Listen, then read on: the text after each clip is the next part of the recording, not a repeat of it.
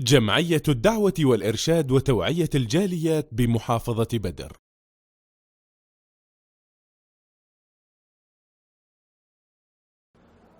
আসসালামু আলাইকুম ওয়া রাহমাতুল্লাহি ওয়া বারাকাতুহু। আলহামদুলিল্লাহি রাব্বিল আলামিন ওয়া সাল্লাল্লাহু ওয়া সাল্লাম আলা নবিয়িনা মুহাম্মাদিন ওয়া আলা আলিহি ওয়া সাহবিহি আজমাইন।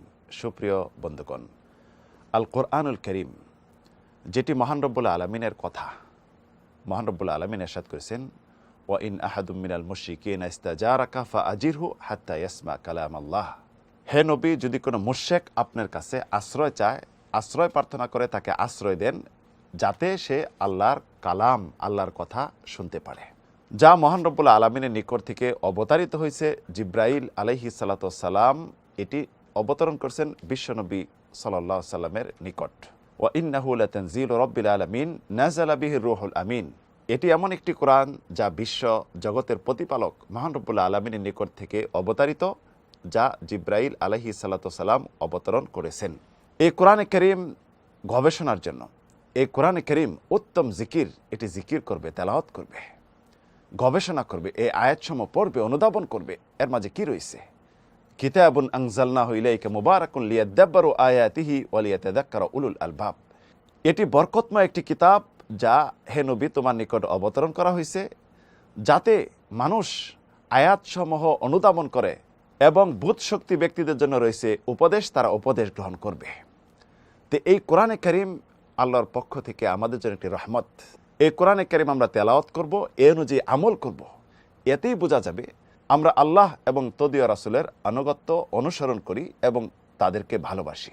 কোরআনে কারীম যখন তেলাওয়াত করি তখন চুম্মু দেই বা চোখে স্পর্শ করি, দুই চোখে, আবার মাথায়, আবার বুকে নেই, আবার যখন তেলাওয়াত শেষ করি একই অবস্থা।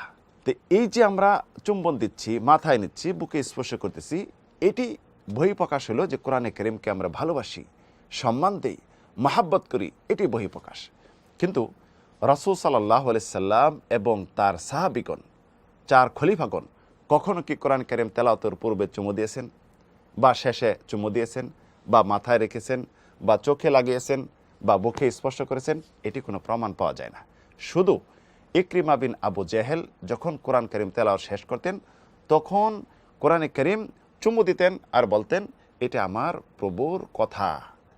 তাই স্পষ্ট হলো যে কোরআনে কারীমকে চুমু দেওয়া বা মাথায় রাখা বা চোখে লাগানো এটা সুন্নাহ না।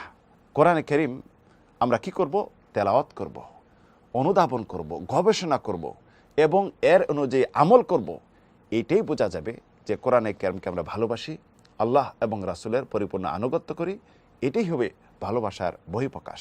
তাই কোরআনে কারীম তেলাওয়াতের পূর্বে এবং পরে চুম্বন করা এটা সুন্নাহ না। চুম্বন করতে পারেন, তবে সবসময় চুম্বন করা যদি কেউ সুন্নাহ বলে চুম্বন করেন তাহলে এটি হবে বিদআত। কারণ যার নিকট অবতীর্ণ হয়েছে বিশ্বনবী সাল্লাল্লাহু আলাইহি ওয়াসাল্লাম এবং তার সাহাবীগণ কখনো কোরআন কারীম চুম্বন করতেন না।